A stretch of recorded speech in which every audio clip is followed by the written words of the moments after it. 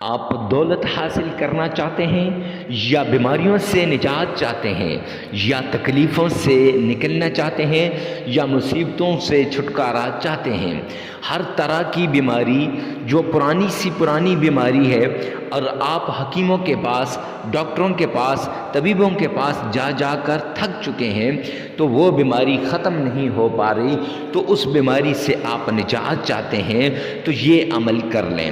اگر آپ جاب نوکری کے لیے کچھ کرنا چاہتے ہیں یا رزق کے لیے یا دولت کے لیے یا مال کے لیے آپ کچھ وظیفہ کرنا چاہتے ہیں یا پھر آپ تنہائیوں کو چھوڑنا چاہتے ہیں، کاروبار میں ترقی چاہتے ہیں، تنگ دستی سے نجات چاہتے ہیں، آپ یہ چاہتے ہیں کہ آپ کے گھر سے لڑائی جھگڑا ختم ہو جائے تو یہ عمل کریں۔ بسم اللہ الرحمن الرحیم۔ السلام علیکم ورحمۃ اللہ وبرکاتہ۔ معزز سامعین کرام، آج میں آپ کے سامنے جو حاضر ہوا ہوں یہ رب ذوالجلال کے ببرکت کلام قرآن مجید کے اندر جو دل ہے سورہ یاسین اس کا عمل لے کر۔ سورہ یاسین ساری نہیں پڑھنی، سورہ یاسین کا جو دل سلام قولا من رب رحیم اس کا عمل لے کر حاضر ہوا ہوں۔ یہ چند کلمات ہیں، یہ آیت ہے، یہ آیت آپ کی دلی مرادوں کو پورا کرنے والی ہے، یہ آیت آپ کی خواہشات کو پورا کرنے والی ہے، یہ آیت آپ کے ہر ناممکن کو ممکن میں بدلنے والی ہے۔ اگر آپ کو نوکری نہیں مل رہی، آپ چاہتے ہیں کہ کسی اچھی جگہ میں اور کسی اچھے دفتر میں یا کسی اچھی جگہ پہ آپ کو نوکری ملے تو رب کعبہ کی قسم یہ عمل کر لو، انشاءاللہ اللہ غیب کے خزانوں سے آپ کو ایسی نوکری دے گا کہ آپ سوچ بھی نہیں سکیں گے کتنی اچھی نوکری۔ اگر آپ کی اولاد نافرمان ہے یا آپ کی اولاد ہو ہی نہیں رہی یا آپ کی اولاد کی انگیجمنٹ کی بات ہے، نکاح کی ہے یا پھر اس کے بعد شادی کی بات ہے، کہیں نہ کہیں رکاوٹ ہے، بندش ہے، تو یہ تمام رکاوٹوں کو دور کرنے والا وظیفہ ہے۔ یہ رکاوٹوں کو ایسے ختم کرے گا جیسے آپ سوچ بھی نہیں سکتے۔ معزز سامعین کرام، پلک جھپکتے ہی جس نے یہ عمل کیا اس کی ساری رکاوٹیں دور ہوں گی۔ کاروبار کی رکاوٹ دور ہو گئی، منگنی کی رکاوٹ دور ہو گئی، نکاح کی رکاوٹ دور ہو گئی، شادی کی رکاوٹ دور ہو گئی، ہر قسم کی بندش، ہر قسم کی رکاوٹ، ہر قسم کی جو بھی نظر بد ہے سب سے اللہ آپ کو محفوظ فرما دے گا، صرف اس ایک عمل کی وجہ سے۔ یہ اللہ کے قرآن کا دل سورہ یاسین جو ہے اس کا عمل ہے۔ سورہ یاسین کے بارے میں آپ کو کیا بتاؤں، ویڈیو لمبی ہو جائے گی۔ سورہ یاسین کے فضائل، سورہ یاسین کی برکات، سورہ یاسین کے کرشمات، سورہ یاسین کے انوارات، سورہ یاسین کے فوائد، سورہ یاسین کی برکات اور معجزات آپ خود ہی احادیث کی کتابوں میں سے یا بزرگان دین کے اقوال میں سے دیکھ لیں کہ کتنا پاورفل، کتنا طاقتور اور کتنا عظیم ہے یہ عمل کہ جس نے بھی اس عمل کو کیا زندگی کے اندر خوشیاں ہی خوشیاں پائیں، اور جس نے اس عمل کو چھوڑ دیا تو ساری زندگی پچھتاوے کے علاوہ اور کچھ بھی نہ ملا۔ معزز سامعین کرام، ایسا عمل کہ جس عمل کو کرنے کے بعد کبھی مایوسی نہیں ہوگی، رزق کی بارش، دولت کی بارش، مال کی بارش انشاءاللہ آپ پر ہوگی، تو وہ عمل لے کر آپ کی خدمت میں حاضر ہوا ہوں۔ سب سے پہلے آپ نے صدقہ کرنا ہے۔ یہ یاد رکھیں کہ صدقہ بلاؤں کو ٹالتا ہے، تکلیفوں کو دور کرتا ہے، بیماریوں کو جڑ سے اکھاڑ دیتا ہے، اور اللہ کی معیت، اللہ کی مدد، اللہ کی رحمت شامل حال ہو جاتی ہے۔ جب اللہ کی معیت، اللہ کی مدد، اللہ کی رحمت شامل حال ہوتی ہے تو پھر معزز سامعین کرام سارے کام دنیا کے بھی بن جاتے ہیں اور آخرت کے بھی بن جاتے ہیں۔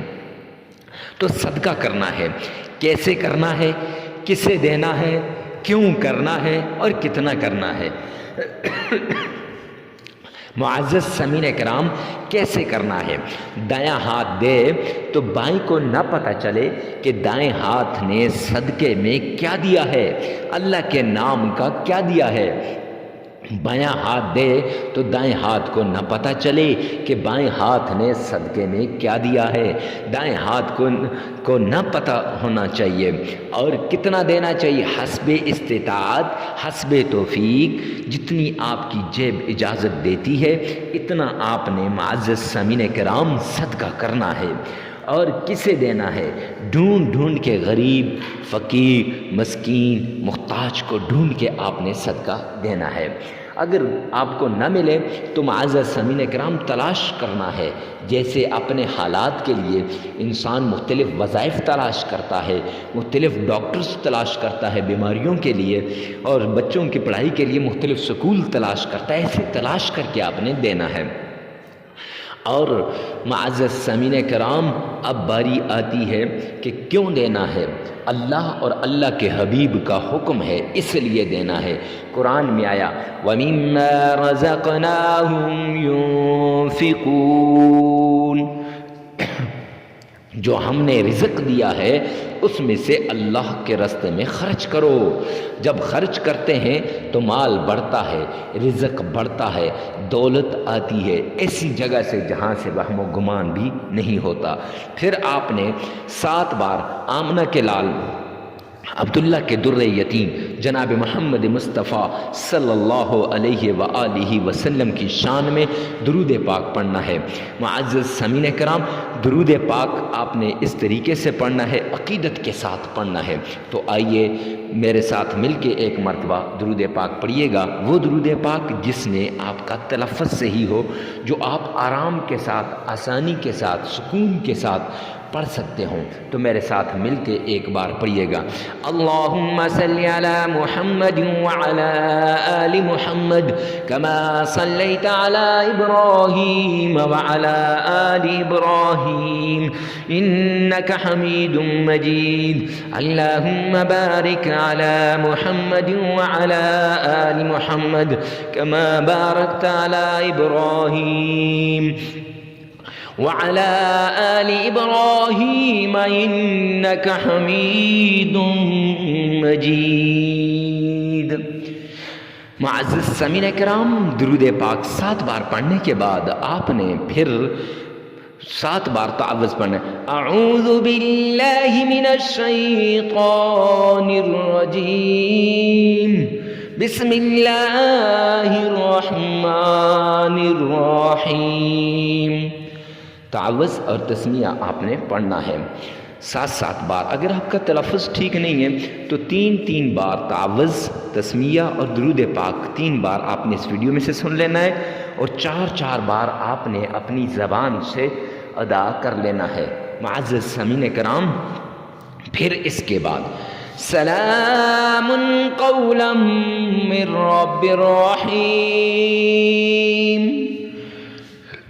یہ آیت آپ نے 313 مرتبہ پڑھنی ہے۔ سلام قولا من رب الرحیم، یہ آیت آپ نے 313 مرتبہ پڑھنی ہے۔ معزز سامعین کرام، یہ آیت قرآن پاک کی ایسی آیت ہے کہ جس میں اسم اعظم بھی ہے، اور اللہ سبحانہ و تعالی کا وہ کرشمات ہیں اس آیت کے اندر، چھپائے ہوئے راز ہیں کہ اگر کسی بندے پہ کھل جائیں تو اس کی دنیا بھی بن جائے گی اور آخرت بھی بن جائے گی۔ تو پھر اس کے بعد 3 مرتبہ درود پاک پڑھیں، 33 مرتبہ استغفار کریں، عمل مکمل ہو جائے گا۔ لگاتار 7 دن یہ عمل کریں، جگہ کی قید نہیں، وقت کی قید نہیں، یہ یاد رکھیں، ہر جگہ ہر وقت آپ اس عمل کو کر سکتے ہیں۔ ویڈیو کو ثواب کی نیت سے صدقہ جاریہ سمجھ کر آگے شیئر کرنا مت بھولیے گا۔ والسلام۔